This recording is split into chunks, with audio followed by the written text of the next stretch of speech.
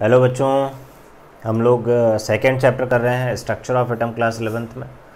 और बहुत सारे बच्चे जुड़ रहे हैं, बहुत ज़्यादा देख रहे हैं चैनल को और कह रहे हैं कि सर हमें थोड़े जल्दी वीडियो प्रोवाइड करिए और वीडियो प्रोवाइड करिए। तो कोशिश कर रहा हूँ कि आपको बेहतर से बेहतर वीडियो मिल जाए। आप चैनल को सब्सक्राइब कर लेंगे तो जैसे ही मैं वीडियो को अपलोड करूँगा आपको नोटिफिकेशन मिल जाएगा, तो तुरंत आप उसको जाके वो आपके लिए ईजिली रीचेबल होगा, आप आसानी से ओपन कर पाएंगे।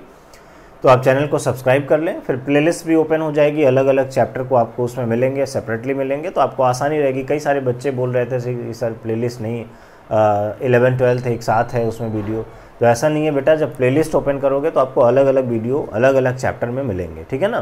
तो आप प्लेलिस्ट ओपन करने के बाद चैप्टर पे जाइए, फिर आप टॉपिक वाइज वहाँ पे सेपरेटली आप हर क्लास के लिए पाएंगे, ठीक है बेटा। चलिए आज का टॉपिक करते हैं। फोटो इलेक्ट्रिक इफेक्ट के बाद जो नेक्स्ट टॉपिक है वो क्या है, line spectrum of hydrogen. Line spectrum of hydrogen, इसी हेडिंग को आप बना सकते हो line emission spectrum of hydrogen. Emission क्यों बोल सकते हैं, क्योंकि जो एटॉमिक स्पेक्ट्रा होता है बेटा वो 2 टाइप का होता है, सभी को पता होगा। एक इमिशन स्पेक्ट्रा होता है और एक एब्जॉर्प्शन स्पेक्ट्रा होता है। इमिशन स्पेक्ट्रा मीन्स क्या होता है कि जब हम किसी सब्सटेंस को हीट करते हैं, अगर वोलेटाइल सब्सटेंस है तो उसको बंसन फ्लेम पे हीट कर सकते हैं, और अगर गैसियस सब्सटेंस है तो उसको क्या करेंगे, डिस्चार्ज ट्यूब में फिल करने के बाद इलेक्ट्रिक डिस्चार्ज पास करके उसके निकले हुए इलेक्ट्रोमैग्नेटिक रेडिएशन को एग्जामिन करते हैं। तो और एब्जॉर्प्शन स्पेक्ट्रा कैसे ऑब्टेन, ये तो इमिशन स्पेक्ट्रा ऑब्टेन करने का तरीका हो गया कि हीट करिए सब्सटेंस को, उसको इरिटेट करिए सब्सटेंस को किसी भी तरीके से, चाहे आप इलेक्ट्रिक डिस्चार्ज पास करके करिए। गैसियस में क्या करते हैं, जो गैसियस में होता है जैसे हाइड्रोजन है तो उसमें इलेक्ट्रिक डिस्चार्ज पास करके करते हैं। वोलेटाइल सब्सटेंसेज होते हैं तो उनको बंसन फ्लेम पे हीट करके, उनको बंसन फ्लेम पे हीट करते हैं, फिर उनका जो रेडिएशन इमिटेड होता है, जो इलेक्ट्रोमैग्नेटिक रेडिएशन इमिट होता है, उसको हम क्या करते हैं, प्रिज्म से पास करके फोटोग्राफिक प्लेट पे आने वाली लाइंस को, आने वाले स्पेक्ट्रम को हम स्पेक्ट्रोग्राफ से एग्जामिन करते हैं। और एब्जॉर्प्शन स्पेक्ट्रा के लिए क्या करते हैं कि सब्सटेंस, जब किसी सब्सटेंस को हीट करोगे तो लाइट को जब एब्जॉर्ब करेगा, एनर्जी को एब्जॉर्ब करेगा, तो एब्जॉर्ब करने पे जो स्पेक्ट्रा आता है उसे एब्जॉर्प्शन स्पेक्ट्रा कहते हैं। बहरहाल हमें केवल यहाँ पे इमिशन स्पेक्ट्रा पढ़ना है, तो आपको यहाँ पे जो पढ़ना है वो क्या है, line emission spectrum of hydrogen. आइए देखते हैं कि कैसे हम line emission spectrum of hydrogen को बना पाएंगे। यहाँ देखिए हाइड्रोजन गैस को हमने डिस्चार्ज ट्यूब में फिल कर रखा है। डिस्चार्ज ट्यूब का मतलब होता है एक ऐसी ट्यूब जिससे हमने एयर को रिप्लेस कर दिया, और रिप्लेस करने के बाद उसमें हाइड्रोजन गैस फिल कर ली। ओके बेटा, अब देखिए यहाँ पे इलेक्ट्रिक डिस्चार्ज को पास करते हैं। देखिए इलेक्ट्रिक डिस्चार्ज पास करने के लिए हमने प्लस एंड माइनस लगा रखा है। तो इलेक्ट्रिक डिस्चार्ज को जब पास करेंगे, पास करने के बाद क्या होगा कि ये हाइड्रोजन जो है, हाइड्रोजन मॉलिक्यूल जो है, जब एनर्जी पाएगा तो एनर्जी पाने के बाद क्या होगा कि एक्साइटेड स्टेट में आएगा और इस बॉन्ड को डिसोसिएट करेगा। डिसोसिएट करने के बाद क्या होगा, जब ये इरिटेट होगा तो इरिटेट होने के बाद क्या करेगा, इलेक्ट्रोमैग्नेटिक रेडिएशन को इमिट करेगा। तो यहाँ से देखिए इलेक्ट्रोमैग्नेटिक रेडिएशन जो इमिट हुआ उसको स्लिट से होते हुए हमने प्रिज्म पे पास किया, और प्रिज्म से पास करने के बाद देखिए फोटोग्राफिक प्लेट पे हमें कुछ लाइंस दिखती हैं, हमें कुछ कलर्ड लाइंस दिखती हैं। सबसे पहले ये बाल्मर नाम के साइंटिस्ट ने डिस्कवर करा था, उन्होंने 1885 में इन लाइंस को देखा था। तो फोटोग्राफिक प्लेट पे उन्होंने देखा कि 4 कलर्ड लाइन ऑब्टेन्ड हुई। पहली जो कलर्ड लाइन थी वो रेड कलर की थी, जो कि आ रही थी 6563 एंगस्ट्रॉम पे। दूसरी कलर्ड लाइन थी वो ब्लू ग्रीन कलर की थी, तीसरी कलर्ड लाइन ब्लू कलर की थी, और फोर्थ कलर लाइन जो है वायलेट कलर की थी। बट आपको कलर नहीं याद करना है, आपको ये वेवलेंथ नहीं याद करनी है जो दी हुई है, तो आपको इसका टेंशन नहीं लेना है कि हमें कलर याद करना पड़ेगा, इसकी कोई दिक्कत नहीं है। तो ये जो सीरीज़ ऑफ लाइंस ऑब्टेन्ड हो रही थी, ये जो सीरीज़ ऑफ लाइंस यहाँ पे बेटा ऑब्टेन्ड हुई थी, इसको 1885 में बाल्मर नाम के साइंटिस्ट ने डिस्कवर किया था। इस वजह से इसे हम लोग बाल्मर सीरीज कहते थे, बाल्मर सीरीज कहते हैं। और इन लाइंस की स्टडी के बाद, इन लाइंस की स्टडी करने के बाद बाल्मर ने क्या किया कि ये जो लाइंस आ रही थी, इन लाइंस की वेवलेंथ को कैलकुलेट करने के लिए एक फार्मूला दिया जिसे हम लोग बाल्मर इक्वेशन भी कहते हैं। तो उन्होंने एक फार्मूला दिया, बोला कि ये जो लाइंस यहाँ पे आ रही हैं, ये जो लाइंस हम यहाँ पे देख रहे हैं, इन लाइंस की वेवलेंथ को अगर आप कैलकुलेट करना चाहते हैं तो आप एक फार्मूला उन्होंने दिया, 1/λ is equal to 109,677 1/2 square minus 1/n² centimetre inverse. उन्होंने एक फार्मूला दिया, बोला इस फार्मूले को लगा के आप ये जो लाइंस आई हुई हैं विजिबल रीजन में, ये लाइंस बेटा विजिबल रीजन में आई हुई थी, विजिबल रीजन का ये रेंज है, तो विजुअल रीजन में उन्होंने ये लाइंस को देखा हुआ था, तो उन्होंने कहा कि ये जो विजुअल रीजन में लाइंस आई हुई हैं, जैसे हम बाल्मर सीरीज़ कहने लगे, उस बाल्मर सीरीज़ के में जो लाइंस हैं उनके वेवलेंथ को अगर कैलकुलेट करना चाहते हैं तो इस फार्मूले से आप कैलकुलेट कर सकते हैं, और इसी वजह से इसको क्या कहा गया, बाल्मर इक्वेशन कहा गया, इक्वेशन कहा गया। ओके बेटा, तो ये पर्टिकुलरली बाल्मर ने अपनी जो सीरीज़ बताई थी उसकी उसमें आने वाली लाइंस की वेवलेंथ को कैलकुलेट करने के लिए एक पर्टिकुलर फार्मूला उन्होंने दिया हुआ था। अब क्या हुआ कि जब बाल्मर सीरीज आई तो उसके बाद कुछ साइंटिस्ट बाद में और आए, उन्होंने देखा कि जब हम हाइड्रोजन गैस डिस्चार्ज ट्यूब में हाइड्रोजन गैस पे जब इलेक्ट्रिक डिस्चार्ज पास कर रहे हैं, तो पास करने के बाद जो इलेक्ट्रोमैग्नेटिक रेडिएशन इस फोटोग्राफिक प्लेट पे आ रहा है प्रिज्म से होते हुए, उसमें कुछ और भी लाइंस हैं जो अलग अलग रीजन्स में आई हुई हैं। जैसे इन्होंने तो केवल विजुअल रीजन की लाइंस को देखा हुआ था, विजुअल रीजन की लाइन को डिस्कवर किया हुआ था 1885 में। उसके बाद कुछ साइंटिस्ट और आए, उन्होंने देखा कि कुछ लाइंस और आ रही हैं, लेकिन वो डिफरेंट रीजन्स में आ रही हैं। वो कहाँ आ रही थी, यूवी रीजन में आ रही थी, अल्ट्रावायलेट रीजन में आ रही थी, आईआर रीजन्स में आ रही थी। तो जैसे जैसे वो लाइंस डिस्कवर होती गई, जिन साइंटिस्ट ने उसको डिस्कवर करा उन्हीं के नाम पे उसका नाम रखा गया। तो टोटल उसके बाद देखा गया कि 4 लाइंस और आई, मतलब एक लाइन तो इन्होंने डिस्कवर ही करा था, एक सीरीज़ तो इन्होंने डिस्कवर ही करा था। फिर देखा गया कि कुछ और सीरीज़ आई और उन सीरीज़ का नाम दिया गया।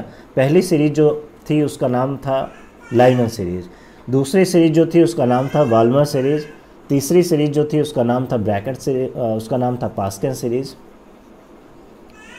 सीरीज़।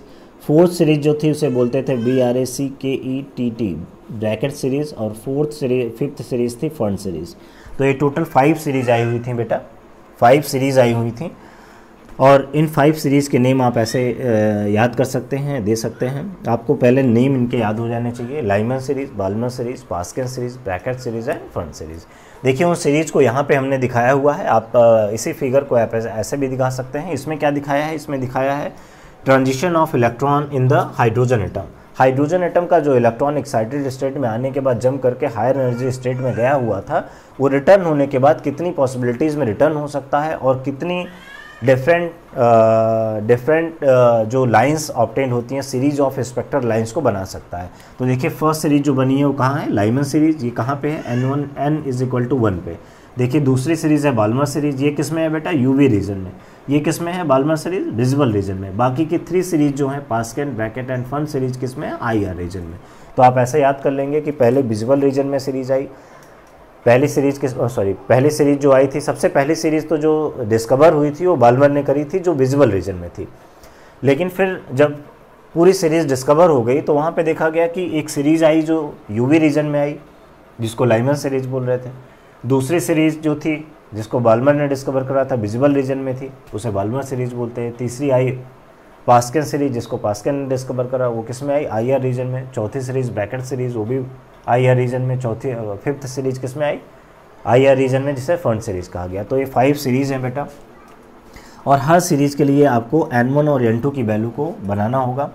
अब क्या हुआ कि जब डिफरेंट सीरीज़ आ गई बेटा, ध्यान से सुनिएगा, अब जब डिफरेंट सीरीज़ आ गई तब क्या हुआ कि बाल्मर ने तो अपनी सीरीज़ में जो लाइंस आ रही थी उनकी वेवलेंथ को कैलकुलेट करने के लिए फार्मूला दिया हुआ था, लेकिन बाकी की जो सीरीज़ थी उसकी लाइंस की वेवलेंथ कैसे कैलकुलेट हो, तो उसको रिडबर्ग नाम के साइंटिस्ट ने इसकी स्टडी करने के बाद, इस लाइंस की स्टडी करने के बाद उन्होंने एक जनरल फार्मूला दिया। उन्होंने बताया कि किसी भी सीरीज़ में आने वाली लाइंस के वेवलेंथ को कैलकुलेट करने के लिए आप एक सिंपल फार्मूला इस्तेमाल कर सकते हैं, जो कि उन्होंने बताया 1/λ nu bar is a wave number, nu bar that is equal to 109,677 1/n1 square minus 1/n2 square. उन्होंने एक फार्मूले को जनरलाइज कर दिया। आप देख रहे होंगे कि ये फार्मूला काफ़ी कुछ सिमिलर है बाल्मर सीरीज़ के फार्मूले से। यहाँ पे उन्होंने 2 दिया हुआ था पर्टिकुलर अपनी सीरीज़ के लिए, और देखिए रिडबर्ग ने यहाँ पे n1 दे दिया। अब इस बताया कि इस फार्मूले को अप्लाई करके आप किसी भी सीरीज़ की लाइन की वेवलेंथ को कैलकुलेट कर सकते हैं, 1/λ को कैलकुलेट कर सकते हैं। यहाँ से लैम्डा भी मिल जाएगा, आप 1/λ कैलकुलेट कर लोगे तो लैम्डा मिल ही जाएगा। तो इस फार्मूले को अप्लाई करके आप कर सकते हैं। और ये जो कांस्टेंट आया, इसी को उन्होंने क्या कहा, रिडबर्ग कांस्टेंट, रिडबर्ग कांस्टेंट, इसका वैल्यू लिखा ही हुआ है, ठीक है बेटा।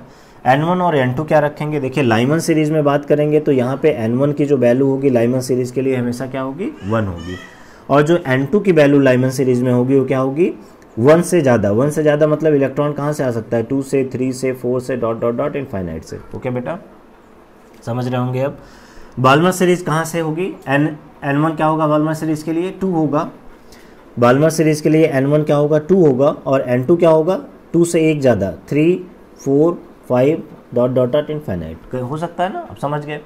ऐसे ही देखिए पास्कल सीरीज़ के लिए N1 क्या होगा बेटा, 3 होगा, 3 होगा, देखिए ये कहाँ पे है, 3 पे है, और N2 क्या होगा, 4, 5, 6 डॉट डॉट डॉट इनफाइनाइट हो सकता है ना, तो 4, 5, 6 dot dot dot infinite. Okay बेटा, ऐसा ही इस सीरीज़ के लिए देखिए, 5th सीरीज़ के लिए जो 4th सीरीज़ है ब्रैकेट सीरीज़ के लिए N1 क्या होगा, 5, और N2 की वैल्यू क्या होगी, N2 की वैल्यू यहाँ लिखना चाहें तो क्या होगी, 6, 7 डॉट डॉट डॉट इनफाइनाइट, होगा कि नहीं।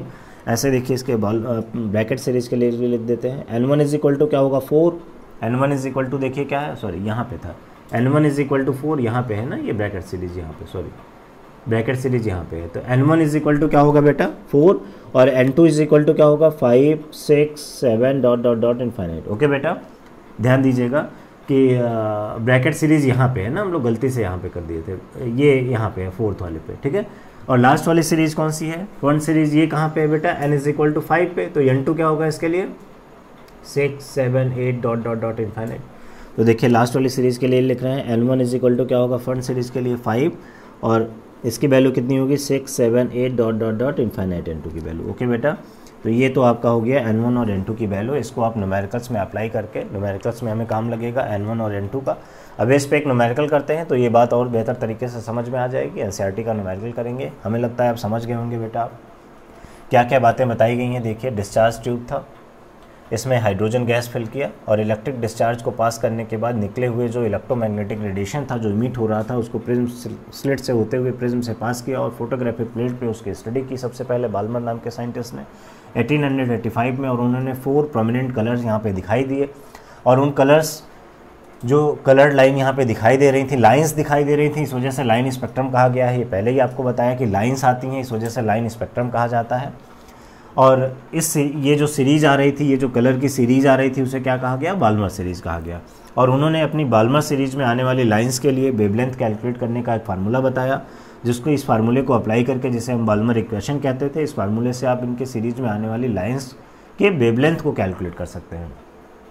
फिर देखा गया कि ये तो विजुअल रीजन में लाइंस को बाल्मर ने डिस्कवर किया था, फिर देखा गया कि कुछ और रीजन्स में लाइंस आई हैं, जैसे यूवी रीजन में आई थी और आईआर रीजन में आई थी। तो उनको जैसे जैसे साइंटिस्ट ने डिस्कवर किया, जैसे यूवी रीजन में आने वाली लाइंस को लाइमन ने डिस्कवर किया और आईआर रीजन में आने वाली लाइंस को 3 डिफरेंट साइंटिस्ट ने, पास्कल, ब्रैकेट एंड फंड ने डिस्कवर किया। तो उन्हीं के नाम पे इसका नाम दिया गया, और देख रहे हैं कि सारी यहाँ पे दिखाई हुई हैं। और फिर इन सारी लाइंस की स्टडी के बाद रिडबर्ग नाम के साइंटिस्ट ने एक जनरल फार्मूला दिया, जो ये फार्मूला लिखा हुआ है, इसे रिडबर्ग इक्वेशन भी कह सकते हो आप। 1/λ is equal to nu bar equal to 109677, that is called Rydberg constant. 1/n1² minus 1/n2²। किसी भी पर्टिकुलर सीरीज के लिए n1 और n2 की वैल्यू देखिए यहाँ पे दिखाई हुई है। n1 की वैल्यू लाइमन सीरीज के लिए कितनी होगी, 1, देखिए Lyman series n1 equal to 1, और n2 की वैल्यू क्या हो सकती है, 2, 3, 4, 5 डॉट डॉट डॉट इनफाइनाइट। ऐसे ही बाल्मर सीरीज के लिए n1 इज इक्वल टू क्या हो जाएगा, 2, और n2 की value 3, 4, 5 dot dot dot infinite. ऐसे पास्कल सीरीज के लिए n1 की वैल्यू 3 हो जाएगी और n2 की वैल्यू 4, 5, 6, एक उसके बाद, ठीक है ना। ऐसे ही ब्रैकेट्स के लिए क्या हो जाएगा, n1 इज इक्वल टू 4 हो जाएगा और n2 की वैल्यू 5, 6, 7, ठीक है। ऐसे फंड सीरीज के लिए n1 की वैल्यू 5 हो जाएगी और n2 की value 6, 7, 8 dot dot dot infinite तक हो सकती है। जैसा न्यूमेरिकल में दिया होगा वैसा हम n1 n2 की वैल्यू पुट करेंगे। अगर n2 की वैल्यू नहीं दी होगी और बोला होगा कि इलेक्ट्रॉन यहाँ से एक्साइटेड होकर गया, तो कहाँ हम सपोज करेंगे, उसको इनफाइनाइट पे सपोज कर सकते हैं, ठीक है बेटा। अभी देखेंगे कैसा न्यूमेरिकल में क्या होता है, ठीक। Thank you.